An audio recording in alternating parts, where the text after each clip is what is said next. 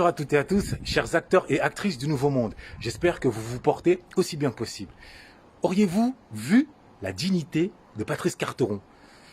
Non, parce que moi, si vous vous demandez ce que je faisais le nez dans la poubelle, je ne cherchais pas de la nourriture, je cherchais la dignité de Patrice Carteron. Dans la mesure où, je ne sais pas si vous êtes au courant, la police, qui en avait la responsabilité, eh bien, l'a jeté à la poubelle, cette dignité. Pauvre Patrice. Il leur avait confié sa dignité depuis quelques années en se faisant l'avocat par excellence de la police, en estimant qu'elle ne commettait jamais de bavure à caractère racial. Et bien au bout du compte, il s'est retrouvé en garde à vue. Il a été jeté en garde à vue par cette même police qui nous voyait en lui finalement pas un avocat, mais uniquement un grand black musclé de Grigny. Et comme nous autres, elle nous avait jeté fut un temps aussi en garde à vue. Et au passage, sa dignité aussi, elle l'a piétiné. Il a eu beau crier devant les caméras, devant ses followers, rien n'y a changé. Maintenant, à travers cette affaire, ça nous rafraîchit la mémoire, puisque ça nous réapprend le syndrome Thierry Roy. Je ne sais pas si vous en avez entendu parler. En 1944, après avoir donné leur sang, leur sueur, leur courage au drapeau bleu, blanc, rouge, pendant qu'un certain nombre de soldats français avaient rendu les armes et avaient fait allégeance aux Allemands, eh bien, les tirailleurs sénégalais, un certain nombre d'entre eux, de retour du champ de bataille, attendant leur solde, ont été payés, figurez-vous, par une rafale. Oui, en 1944. C'est une vérité, vous pouvez vérifier. Et Patrice Carteron là, vient de subir la rafale sur sa dignité, après avoir défendu bec et ongle le drapeau, envers et contre tout, et surtout envers et contre une partie de son identité, parce que ce qu'il veuille ou non, quand il se regarde dans un miroir, il ressemble plus à un tonton malien qu'à un cousin de Strasbourg, mangeur de choucroute. C'est la vérité. Et ça, il avait tendance à l'oublier. Peut-être il casse le miroir chez lui, je ne sais pas. Mais la police vient de lui rappeler ça de manière violente. Et quand je dis de la police n'a été l'instrument que du divin. Parce que derrière cette affaire, moi, j'y vois une affaire mystique. Je vois un signe, je vois un karma, je vois pas mal de choses. Étant donné que Patrice Carteron, pas plus tard qu'il y a, je crois, une semaine ou deux, était monté au créneau pour cracher sur le mouvement Black Lives Matter, pour dénoncer ce qu'il considérait comme du communautarisme de banlieue, allant même jusqu'à taxer une partie de la banlieue de racistes anti-blancs. Il fallait le faire, il fallait le faire. Comment peut-on parler de racisme anti-blanc quand on est afro, quand on connaît un tant soit peu l'histoire? Est-ce qu'une antilope peut être raciste à l'égard du lion? Est-ce que la proie peut être raciste à l'égard du prédateur? À l'échelle de l'histoire, il n'y a pas photo. Alors, je ne nie pas que oui, certains Moussa, certains Mohamed, Raquette, certains Christophe et certains Alexandre, c'est vrai. Mais peut-on parler de racisme anti-blanc? Comme s'il y avait un système, comme s'ils avaient un réel pouvoir. Allez demander aux gitans qui ont grandi avec nous si ils ont subi des raquettes et du racisme anti-blanc. Ils vont vous dire. D'ailleurs, je salue, je passe une dédicace à Rocky. Bon, pour parler sérieusement, il est totalement à côté de la plaque. Et ça, le destin, le divin est venu le gifler, Patrice Carteron, pour qu'il se réveille, pour qu'il arrête ses bêtises. S'intégrer, c'est une chose, mais encore faut-il rester intègre. Tu ne peux pas t'assimiler quand tu es afro. Tout seul au milieu d'occidentaux, au milieu de blancs, tu seras toujours visible. Donc tu ne peux pas t'assimiler, tu ne peux pas être similaire. Tu peux tout au plus t'intégrer. Mais intégration ne rime pas avec abandon. Tu ne peux pas abandonner une partie de toi. Quand bien même tu le voudrais. Non, tu ne peux pas. Tu ne peux pas, pour bien manger à la table de Sud Radio et d'autres, cracher sur la banlieue en estimant que c'est elle qui est à l'origine du communautarisme. Tu plaisantes. Quand tu allumes la télévision, quand tu regardes Joséphine Ange Gardien, quand tu regardes Kaamelott, est-ce que tu vois, toi, des gens qui te ressemblent, qui me ressemblent? Donc, est-ce que c'est nous qui sommes responsables d'un sentiment de rejet et donc d'une obligation de se replier sur nous-mêmes? Est-ce que c'est de notre faute si on ne se voit pas donc sur la photo nationale et que par conséquent, on crée notre petite photo à nous à travers une culture alternative? Certes, un petit peu hostile à l'État, c'est le gangsta rap, mais c'est le fruit d'un environnement. C'est le fruit d'un environnement. Donc, Patrice Carteron, réveille-toi, sors de cette schizophrénie identitaire, ou même pas une schizophrénie, sors de ce rejet de toi-même, redeviens ce que tu dois être, c'est-à-dire porteur d'une double culture. Avoir le cul entre deux chaises, c'est vrai que c'est désagréable. Certains considèrent qu'il faut choisir, D'aucuns ont choisi la séparatiste, la chaise africaine, version Eguchi Béanzin, pardon. Toi, tu croyais devoir choisir la chaise purement française. Là, on t'a rappelé à l'ordre. Eh bien, moi, je ne choisis pas. Je suis de ceux qui encouragent de prendre les deux chaises et d'en faire un banc. Le banc de la double culture. Tu peux manger le mafé le lundi et de l'entrecôte le mardi. Tu peux danser sur Fali et Poupa le jeudi et sur Georges Brassens le samedi. Les deux cultures peuvent parfaitement se marier. Mais le plus important, c'est de s'intégrer économiquement, mais d'abord et avant tout, linguistiquement. Or, le moins que l'on puisse dire, cher Patrice Carteron, c'est que tu es très loin de l'intégration. Tu as passé beaucoup de temps à taper sur un sac de frappe, c'est bien, c'est tout à ton honneur. Moi, j'adore Mohamed Ali. Mais tu aurais peut-être un peu dû passer un peu plus de temps devant des livres. Puisqu'au bout du compte, quand tu ouvres la bouche, c'est 3 bibliothèques qui brûlent. Et voilà pourquoi les autorités te considèrent pas vraiment, te prennent pour un idiot utile. Pardon, c'est pas pour t'insulter, mais c'est un fait. Donc, si tu veux reprendre ta dignité, tu peux me contacter, hein, je peux te transmettre des clés de la maîtrise du verbe, ou tu peux ouvrir des ouvrages. Et à ce moment-là, tu verras, tu seras plus solide, tu seras plus respectable. Et même face à ton miroir, tu vas pouvoir enfin t'apprécier en tant que Français, en tant qu'Africain, c'est-à-dire en tant qu'Afro-Français. Voilà. Après avoir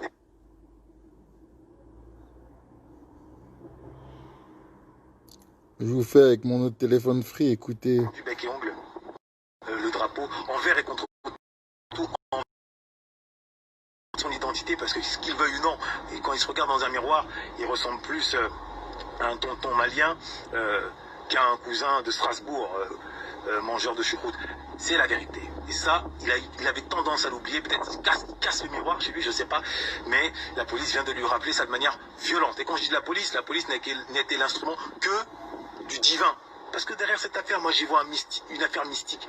Je vois un signe, je vois un karma, je vois pas mal de choses. Étant donné que Patrice Carteron, pas plus tard qu'il y a, je crois, une semaine ou deux, était monté au créneau pour cracher sur le mouvement Black Lives Matter, pour dénoncer ce qu'il considère être comme du communautarisme de banlieue, allant même jusqu'à taxer une partie de la banlieue de racistes anti-blancs. Il fallait le faire, il fallait le faire. Comment peut-on parler de racisme anti-blanc ? Ah, mais j'en peux plus de ce genre de Renoir. Je vais vous montrer le CV du mec. Hein. Tous ceux qui vous parlent de la misère, c'est ceux qui ne l'ont pas vécu.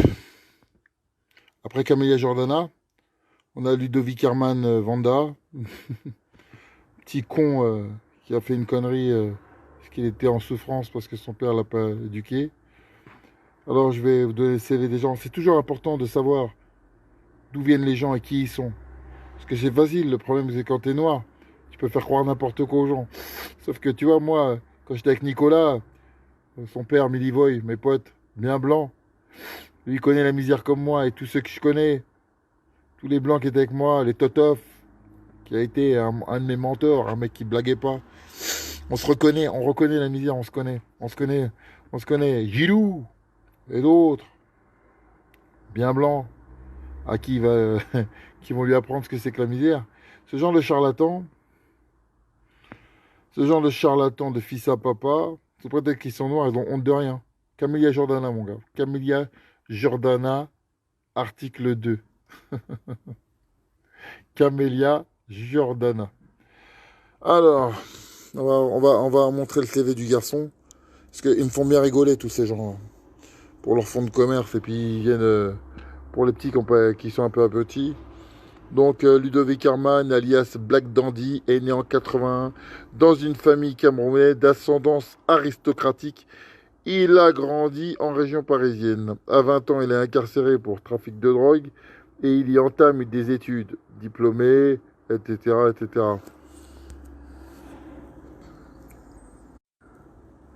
Voilà, donc je retourne le truc. Voilà. Donc, encore un fils à papa, un petit Renoir en plastique, parce que souvent des Renoirs, encore un de ces Renoirs, qui va dire, mais devant des blancs, ça passe, mais ça passera de moins en moins. Donc un petit con qui t'arrive à 20 ans, qui a voulu dire, parce que l'enfant n'a pas eu, maman lui a pas donné assez d'argent, s'est mis dans le racket, et ceci, cela. Un maxi blarf, quoi. Un maxi blarf qui, pour se donner une petite crédibilité, est parti, il en a fait 9. Hein. Il a fait une fois et il est parti en prison. Ce genre de bouffons, qui viennent jouer les pro-black, mais regarde, la tenue que tu portes, c'est la tenue du colonisateur. Mets-toi un boubou, c'est plus la tenue de là-bas. Espèce de sale gros mytho. J'ai vu, très bien, tu es lettré. Tu as fait un beau bac S. Tu es d'une famille qui a de l'argent. Heureusement, on n'a pas le même vécu. Moi, mes enfants, grâce à ce que j'ai fait, ben, ils n'ont pas le vécu que j'ai eu. C'est la vérité, ils savent pas ce que c'est qu'un HLM. Mais si demain je les entends parler comme toi, je les gifle. Je te le dis la vérité, je les gifle. Si un de mes enfants joue les Black Panthers à la télé, sur ma vie, même à 70 ans, vous me verrez me lever, lui mettre un crochet dans la bouche. S'il commence à me raconter la cité, à me parler de la cité ou des trucs des gilets jaunes, genre il connaît, alors que le mec, il sait même pas ce que c'est qu'un ticket de cantine, je l'explose. Je l'explose. Parce que je peux pas, mais de toute façon, on n'a pas cette éducation de mythomane. On n'a pas cette éducation de mythomane. On ne fait pas plus miséreux qu'on l'est et on n'en rajoute pas pour se faire une petite audience. Alors tu voulais te faire une petite audience, guignol, il n'y a pas de souci. Déjà, moi je suis pas de famille aristocratique. D'accord? Eh ouais, effectivement, j'étais au lycée, au collège, à Jean Villard, on l'appelait la prison, au Bélier, au lycée Jean Jaurès, là où il y avait les bagarres toutes les semaines, où j'ai vu des pitres rentrer, où des mecs qui faisaient des rodéos dans la cour de récré. Tu vois, c'est pas ton école privée, ça n'a rien à voir. Tu vois ce que je veux dire? Tu vois? Donc la vie, je la connais. Je la connais pour de vrai, tu vois? Je suis pas Camilla Jordana, tu comprends? Et en fait, alors, qu'est-ce que t'as à dire pour Axel, là, qui s'est fait traîner sur je sais pas combien de mètres? Qu'est-ce que t'as à dire? Et moi, depuis quand t'essayes comment dirais-je, de me mettre dans une case? Pourtant, t'es quelqu'un d'intelligent. T'es quelqu'un de lettré. Comment as-tu pu dire que moi, ouais, j'ai découvert la vie? Toi, tu vas m'apprendre la vie, toi? Donc toi, Fomblard, qui a fait 9 mois et qui a sorti un livre, qui est super content d'avoir quelque part, on dirait que t'es parti en vacances et ça n'a pas changé grand-chose à ta vie. Visiblement, vu les vêtements que tu portes, il y a quelque chose qui va pas. T'as touché l'héritage à maman. Toi, tu viens me dire à moi, tu vas me dire à moi que je ne connais pas, que je suis noir, blanc, nanani. De quoi tu me parles? Mais de quoi tu me parles? Mais de quoi tu me parles, toi? Toi, tu vas m'apprendre ce que c'est que le racisme. Toi, le petit bourge, tu vas m'apprendre ce que c'est que la misère. Mais moi, je m'en plains quand il y a des choses réelles et sérieuses. Mais toi, t'es qui, toi, pour parler de ça, toi? T'as mangé à la SMJ avec moi, toi? T'étais à la SMJ avec Mouloud et Mohamed et Nicolas? Dis-moi! Dis-moi à quel moment t'as bouffé avec nous, toi? On t'a vu où, toi? T'as galéré pour prendre le train à je sais pas quelle heure? Famille aristocratique. Tu viens me parler, toi? T'oses me parler, toi, encore? Tu oses parler avec moi, toi? Tu viens me parler de la misère? Mais sur ma vie, si j'avais eu une famille aristocratique, mais crois-moi que j'aurais gagné de l'avance et que tu n'aurais jamais entendu parler de moi et que je serais jamais monté sur un ring. Tu comprends? Parce que, tu vois, on joue au foot, on écrit des livres, on s'amuse, mais on joue pas à la boxe. Et crois-moi que j'aurais pas pris des risques pour ma santé si j'avais eu ta vie. Mais toi, tu as besoin, en manque d'affection, de ceci, ou peut-être tu veux nous montrer, ouais, que tu connais. Qu'est-ce que tu connais, toi? Qu'est-ce que tu connais, toi? Mais qu'est-ce que tu connais, toi? La plupart de mes potes, ils sont décédés clochards. Je viens encore d'en enterrer un il y a 2 ans. 2 ans. Il a fait qu'un an dehors, entre 18 et 40 ans. Mais de quoi tu me parles, toi? Des potes à moi qui sont restés brûlés vifs sur un chauffage, sur un truc. De quoi tu me parles, toi? Mais de quoi ils l'ont brûlé vif. De quoi tu me parles, toi? Mais de quoi tu me parles, toi? Des potes à moi, j'ai vu avec deux bastos dans la tête. Hein. Je portais mon fils dans les bras, je venais à l'enterrement. De quoi tu me parles, toi? Mais de quoi tu me parles, toi? Par qui? Par des blancs ou par des rebeux et des renois? Par les gens que je connaissais ou par la police? Mais de quoi tu me parles?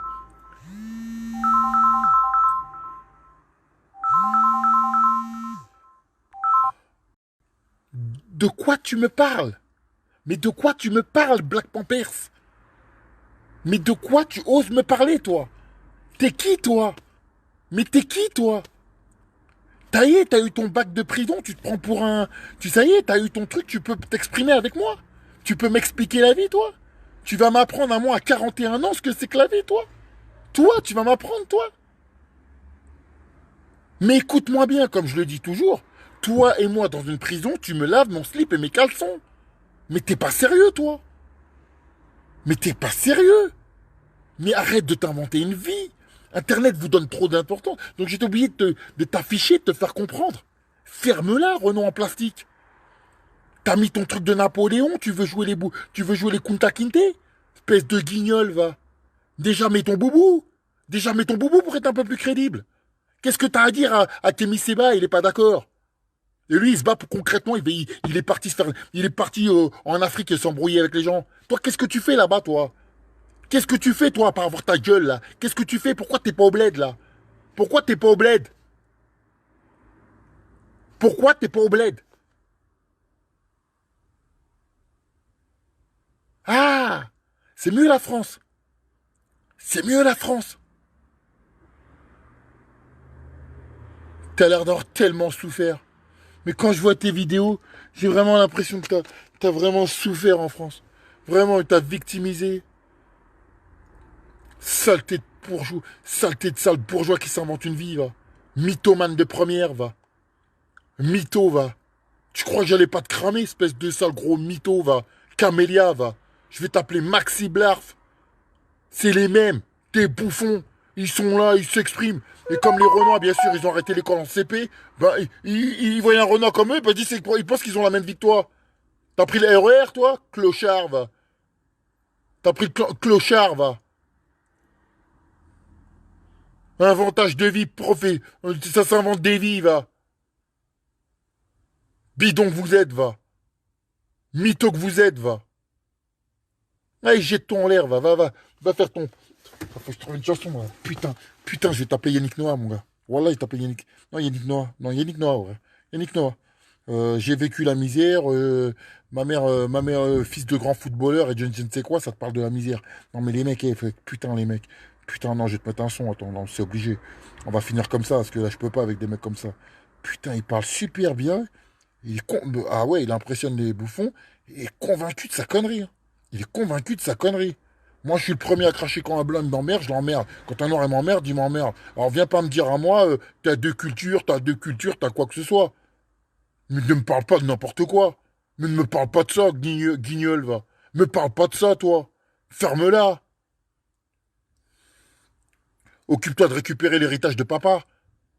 Allez, on va te mettre un petit son. Hein, Renaud en plastique. Allez. Putain, ça joue les représentants du bled à 100 millions de kilomètres de chez eux. Putain de mytho. Putain de sale mytho. Le mec est bac S, hein, attention. Attention, en S, les enfants, ils travaillent. Hein. C'est pas des classes où tu fais tout le temps. Ça devait être studieux comme un truc, ça vient me parler, ça vient me fier. Et ça vient ça c'est à 20 ans, ça s'est rebellé, ça a voulu faire les racketteurs, des recruteurs à 2 balles. Allez, casse-toi. Allez, connard. Là. Va te mettre pieds nus, ça sera plus crédible. Connard. Là. Bidon, va. Bande de bidons, va. Bande de bidons, va. Honte de rien. Purée, honte de rien. Honte de rien, va. Honte de rien, va. Renaud en plastique, va. Lécheur de cul, va. Allez, casse-toi, va.